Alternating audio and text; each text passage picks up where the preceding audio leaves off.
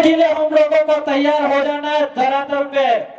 आज कांग्रेस बीजेपी वही देखती है जहां पे उनकी रैलियां होती है, जहां पे उनकी सभा होती है, लेकिन जहां पे अन्याय होते हैं किसी समाज के साथ, वहां कांग्रेस बीजेपी नहीं दिखती है।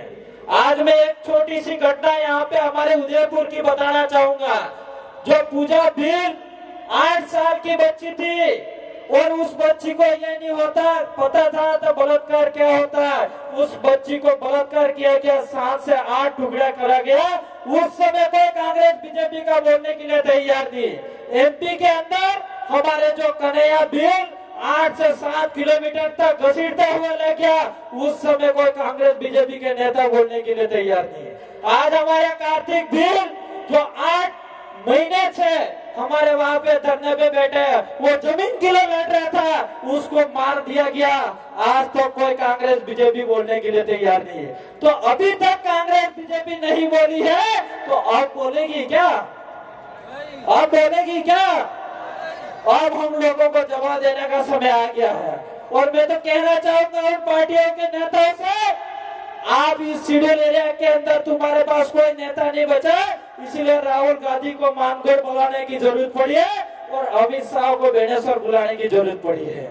ये जरूरत आपको इसलिए पड़ी है कि आपने इस एरिया के अंदर कुछ काम नहीं करा है। इसलिए आप सोच लेना, यहाँ उदयपुर संभाग के अंदर 17 सीटें निकलने वाली है और आपके 17 पे खतरा हो चुका है। इसलिए समझ लेना, आज हमारे इस उदयपुर संभाग में और बांसवाड़ा संभाग के निकलेगा, लेकिन इस भील प्रदेश के एरिया में, भारत में जहां जहां आदिवासी है वहां पे चुनाव लड़ा जाएगा और वहां पे आदिवासियों की सीटें निकलेगी।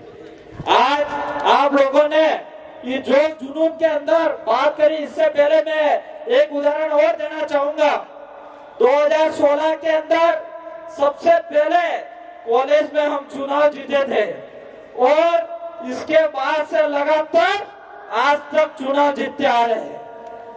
आज 22 कॉलेजों के अंदर चुनाव जीते थे हम, और इस चुनाव पे इस बार चुनाव बंद करा दिया क्योंकि उनको पता पड़ गया कि राजस्थान के अंदर जितने भी उदयपुर और बांसवाड़ा संभाग के अंदर कॉलेज है, सब में भील प्रदेश जीतने वाली है।